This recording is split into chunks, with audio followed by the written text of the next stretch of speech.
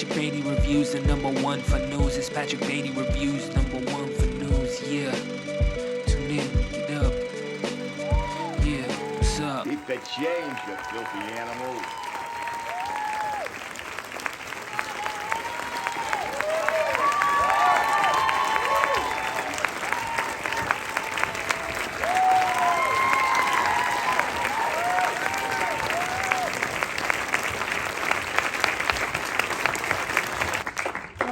Have to hold you to breaking out the guitar at some point. Maybe. We might do some rapping instead. We'll see. We might get Oren to do his rap. I will definitely take that. But to get us started, John, I wonder if you could talk about what inspired the story and this character. I mean, you have this amazing ability to make us fall in love with these messy characters, and I just wanted to hear about where Flora came from. Well, if I'm honest, I would have to say my mother. And I don't want to get too emotional talking about her because she's not with us anymore. But I think if I was being honest as a creative writer sitting at home during the pandemic going, what will I write now? Maybe I'll write like a huge, big, epic action movie because I'd be really good at that. Or will I write something that I know I can talk about as enthusiastically as I am now, 2 years later. And I thought, okay, well, I'll dig deep and I'll go into my own heart and try and write something small. And I thought about my relationship with my mother when I was a little thug, like even worse than him. And she, I said, will you buy me a guitar? Because I fell in love with music. My brother got me into music, and she did. And I will talk about that later, but that was the chief sort of impetus to try and sort of write something super personal that wouldn't run out of meaning for me as a writer. So that's kind of the original sort of place for it. Yeah, and I'd love to hear from our cast, Joseph, Oren, Eve, Jack. When you read the script, what was the moment or what about the script really drew you to the project?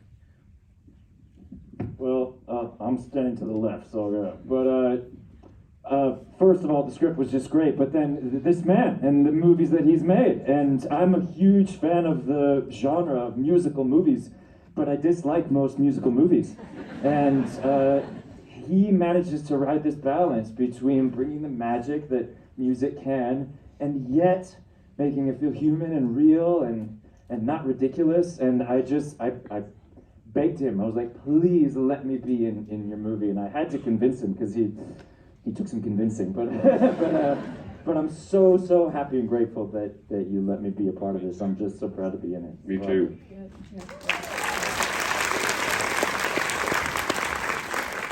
Well, I really enjoyed reading the script, and I think I could really relate to Max as like a troubled teenager that's trying to find his way in the world. Obviously, I didn't go to the extents that he did as robbing any shops, but I could really relate to like a troubled teenager who's still trying to find his place and find out where he is in the world, and that really drew me to the script. Oren is one of the best children I have ever met, just to say. I was sent the script by my amazing agent, James Farrell. Woo! Go James Farrell! And I read it and I was like, there's no way they'll give that to me. And then we Skyped or Zoomed or whatever. And I said, I want to do it. Which I never say in meetings, which I'll now say from now on. And you were like, okay. It was like, but easy casting films. It was wild.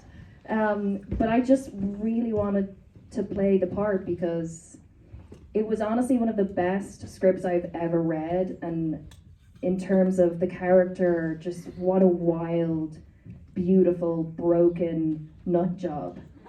And I just really felt like I needed to do it, and I've known John for years and we've never worked together before, and I'm such a fan of his work, and I'm so glad that we got to do this movie because it was one of the best experiences I've ever had making a movie. And that's all I'm going to say about that before I start crying. I read the script, and it was funny because we did Sing Street a few years ago and had an absolute blast. All the old hits. John sent me the script, and I was when I started to read it, I was a bit trepidatious, and I was going, okay, I'm going to have to ring him back now and tell him what I think about it, and is it going to be as good as Sing Street, or whatever. But I read it and I rang him and I was like, man, you've got to do this. This is unbelievable. And I really felt like the relationships in it were so authentic. And just for me, the character just like jumped off the page as well. And I was like, brilliant, I know this guy, you know. And it was just so much fun to get back into working with John again. He's always just an amazing guy to work with, and it doesn't feel like work. It just feels like having a laugh and hanging out. Doesn't feel like work. Yeah, and the comedy was so great too. It was so great to sit in with an audience and actually hear people laugh. And yeah, I really loved it. I want to open it up for some questions. Over there, the mask. Oh, hi, I'm John. Nice to meet you. Nice to meet you, John. I wanted to ask, like, what was the process like with writing the script? Like, did you write the songs before, after, or a combination of both? So here's how I write. I sit at the computer and I write a scene and then I get bored and restless. And to not smoke, because I smoke a couple of cigarettes a day, so to not smoke, when I get bored of a scene and I have a seat with wheels on it and I push myself away from the desk to the piano or the guitar, and then I fiddle around in the guitar and I'm like, why not just put that in this, because this is really boring now. And it's from being bored and having a very low threshold for, I'm very easily distracted and I don't have great concentration. So I put music in to make it interesting for me. And then that little piece of music will inform a piece of the writing, and then the writing will inform the music. And a bit like, I think Joe does a bit in the same way. It's like the two things sort of just gel. I don't think I could ever write a 90-page script with wall-to-wall dialogue. It seems to be music has been there in my life.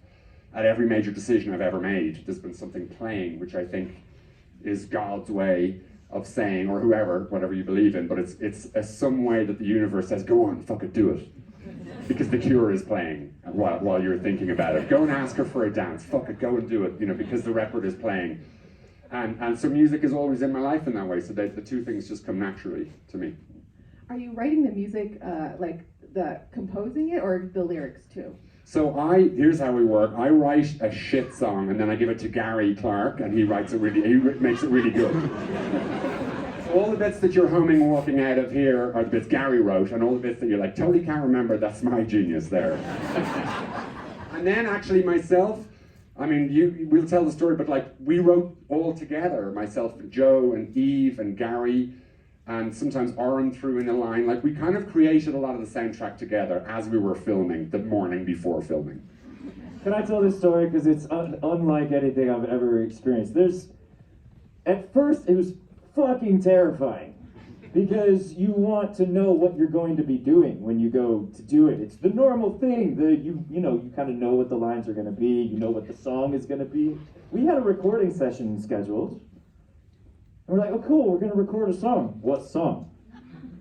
We showed up, and I was like, cool, what's the song? He was like, well, let's talk about it. And I was like, okay, great. And then you showed up, and then we all talked about it, and over the next 8 hours, we wrote a song together. And I've never had a filmmaker invite me in to their process quite as intimately and spontaneously as John. And at first, it was so different for me that I was uncomfortable. But by the end, I was like, he's doing this on purpose. He knows exactly what he's doing. This is how he catches lightning in a bottle. He makes sure to not quite know what's going to happen so that we can all figure it out together. And it's so gutsy. It takes real courage to do it that way. But I had a blast doing it. And you have a track record to back it up.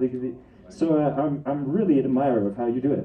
Yeah, I just want to say it's one of the scariest and spontaneous things working with John, because it all comes out of him sort of like lightning, and in the middle of a scene or something, he'll just be like, oh my god, and you're like, what? I don't get that. And then he makes you do it, and it becomes so funny, and it becomes such a part of the scene. It's like, it was such an instinctive thing, and that was the same thing when we did the songwriting. Is I walked into the recording studio shitting myself, and John's just sitting there with the guitar going, so this is my process, and if we don't come up with anything good, we're not going to shoot it next week. And I was like, oh, okay. And within 8 hours, we had written and recorded a song and also managed to get lunch. It was incredible. Yeah, the lunch part too. Yeah. Other question? Oh, right here. How tempting was it to have two characters That's a very good question. You know, sorry, the question that he asked was how tempting was it to get the characters to meet at the end? I mean, I'm a romantic fool, and I love romantic musicals, and I'm a big sucker for them, and I love the happy endings. It just felt that if they met, it would seem corny, and it would also, I was trying to do something about the digital age and all of this weird thing that we're doing with our kids and loved ones and with the screens and all of that. And I wanted to see if I could push that, how far I could push that, of like, could you fall in love with somebody through a screen? And what are the better uses? Because we're all terrified of the internet, because it's horrible. And we're terrified of our smartphones and FaceTime and not seeing our kids and not touching people and empathy and not seeing faces and knowing how to, that's genuinely fucking terrifying, and it could end the world. But there are definitely good things in the internet. And there's good things in Twitter, God forbid. There's ways of sharing. I mean, some girl put a thing on Twitter the other day playing the guitar so beautifully, and I whatever, messaged her and said, can you slow that down and send me the chords? She sent me the chords. I learned this beautiful old Irish ballad on the guitar, and I emailed her and I was like, this is Twitter. And she was like, totally, I'm really glad that you can have that song now. And likewise, Elon banned you, right? Huh? Is that what happened? And then Elon Musk banned you. And then Elon Musk, exactly. He was like, that's not what we want Twitter for. We want you to get fucking angry on Twitter and hate people. But as we're going to have to live with the internet. And I think this movie is a way of saying, this is a good way to use the internet. Don't put the song on fucking Twitter the second you do it. Send it to the girl that you wrote it for. That's a good use of the internet. Don't get validated by 1,000 of your friends. Get the girl or the guy to like you, because you wrote something for that person. Use FaceTime or Zoom to fall in love and meet people and talk and be honest and forget about the small talk and go in deep. That's a great use of a broadband connection. So there's a bit of that. Was that? I can't even remember what question I'm answering. I think we have time for one more question, so no pressure. No, we have time for tons. No pressure. We have time for tons of questions. Okay. We have to wrap. Like, not W-R-A-P, R-A-P. But let's have one more Can you question. wrap the answer to the question? Yeah. Okay, let's do that. Thank you for your art and your work. The question is, to Joni Mitchell, I felt like, wow, he's really letting this go on for the whole song, and to feel you go through your experience. And I just wondered if you could just talk about it, what that was, because I was crying during that scene. So was I. I mean, for me, the you couldn't, once you started the scene, you couldn't cut away from that song. It's such a beautiful song, it'd be a travesty to end it. But it's more about, once you know a character like you know Flora in it, it's interesting to see her see that song for the first time. Because we're all DJs, aren't we? We love to play a song to somebody for the first time that they don't know. Like, I love playing Bill Withers to my kid, and my kid, you've never heard Lovely Day by Bill Withers? And she's 3, so she's like, no. It's like, or like I played the Bee Gees to my 2.5-year-old. I've got the video. If we have more time, she's just like, do, do, do, do, do, do. I'm like, this is the first time you're hearing the Bee Gees? That's Also, by the way, Shania is his actual child. Oh, that's the girl on the swing that makes our continuity a fucking disaster. That's my daughter. I'm sorry, Stephen. Stephen's our editor, by the way, who worked very fucking hard getting this film, excuse my language, I'm just excited. Getting the film into Sundance, he worked tirelessly through pneumonia. He was like dying on the edit suite. And I would be like, get up and work that film.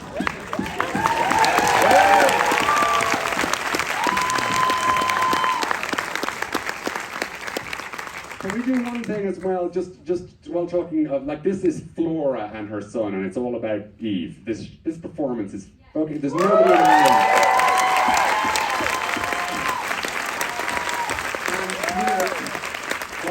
While Jack and Oren and Joe are great, Eve just does, she goes through, she plays the guitar badly, she has to play the guitar well, she has to dance, she has to punch her kid in the face, she has to curse, she has to move her body, she has to act brilliantly, she has to be so much range.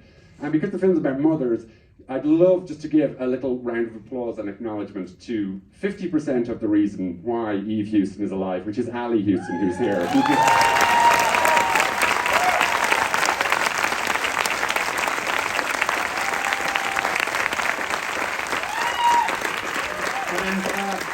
If your mother is with you, call her and say hello. The film's about mothers, so that's another big thing. So, will we wrap now? Yeah. Okay, so give Oren the microphone. This is how we're going to go out. You ready? So, I wasn't prepared for this. He is prepared for. We tried. Okay, so the rhythm is. You ready? So the rhythm is do do do do do do do do do do. Come on, girl. Here we go. Oh. Come on, girl, you know how much I want ya. Like a ghost, I'm going to hunt ya. Meet me at me crib, bring your friends. Maybe we can drive a Mercedes-Benz. We'll hang out poolside, have a drink. Swimming against the tide, not gonna sink. Come on, girl, let's get in trouble. Shaking those straight to James Bond from Dublin. We got. He said he wouldn't make me sing. Okay, second verse. What's the second verse? I'm the Joker with the Glasgow smile, ready to die for you. I go in style, dressed from head to toe in Italian. In the bed, I'm like a stallion. I'm the king of the MMA, like Conor McGregor, only not as gay. Living in the room in a bed full of bitches, the Midas touch. I got the riches, and when they come and stitch me up, they better use Gucci stitches.